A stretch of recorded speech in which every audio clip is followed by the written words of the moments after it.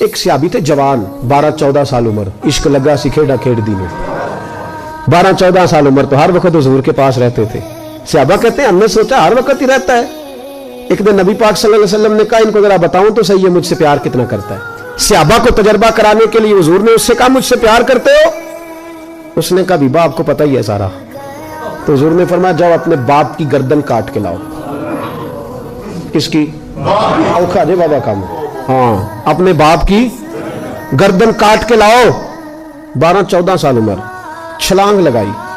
مسجد نبوی کے دروازے پر مولا علی شیر خدا کھڑے تھے. ان کی گردن میں تیر کمان تلوار تھی, کھینچی تلوار. اور جب دوڑے نا جذبات میں تو حضور نے فرمایا اسے پکڑ لاؤ, اس نے سچ مچ کاٹ کے لے آنی ہے, لے آؤ پکڑ کے. عاشق نزاکت جانتے ہیں. حضرت طلحہ بن برا بیمار ہو گئے. بیمار, دن میں 2 دفعہ میرے نبی تیمارداری کرنے جاتے. 2 دفعہ. اللہ کرے وہ بیماری میں ہی آ جائے.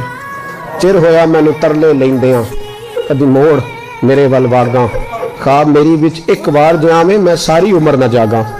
نبی پاک صلی اللہ علیہ وسلم 2 دفعہ تیمارداری کرنے جاتے. 2 دفعہ دن, 2 دفعہ حضور پتہ لے. ایک دن حضور شام کو گئے, ان کا ماتھا چوما تو حضور کی آنکھوں میں آنسو آ گئے.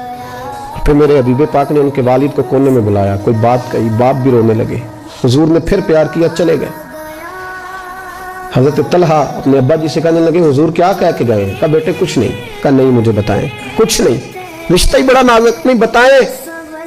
تو باپ نے سر پہ ہاتھ رکھا, کہا حضور کہہ گئے تو آج شام کو فوت ہو جائے گا. اور جب حضور نے کہا جب اس کا انتقال ہو جائے تو مجھے خبر کرنا.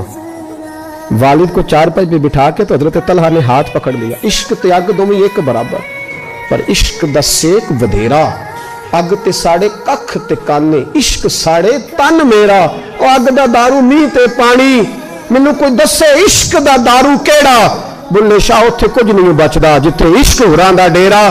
ہاتھ پکڑا باپ کا اور کہنے لگے ابا جی ایک وعدہ کرو, رات کو جب میں فوت ہو جاؤں تو نبی پاک کو اطلاع نہیں دینی. خبر بیٹے حضور کہہ گئے دینی ہے, تو کہتا نہیں دینی, کیوں؟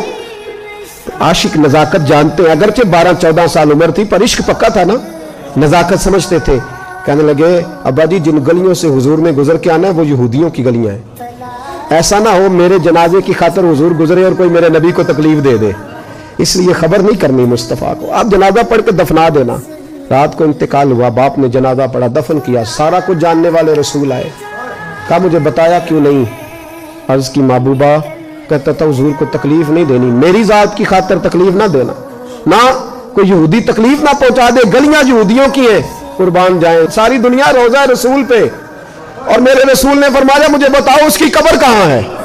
ساری دنیا روزہ رسول پہ, اور نبی پاک اس غلام کی قبر پہ کھڑے آنسو بہ رہے ہیں. صحابہ کہتے ہیں ہر قبر پہ دعا یہ ہوتی تھی یا اللہ قبر کشادہ کر دے, یا اللہ اس کا حساب آسان کر دے. یہاں دعا بھی انوکھی, اس کے لیے دعا بھی انوکھی, رشتہ ہی بڑا نازک ہے. میرے نبی پاک نے دعا بڑی انوکھی فرمائی. کہا اے اللہ جب میرے طلحہ کی تیرے ساتھ ملاقات ہو تو ذرا اس سے مسکرا کے ملنا, وہ تیری شان کے لائق ہے, ذرا اس سے مسکرا کے ملنا. کہتے ہیں وجد ہو گیا تاری, اس لیے کہ جو رشتہ نبی کا امتی سے ہے اور امت کا رسول سے ہے اس کی نزاکت کو صرف غلام جان سکتے.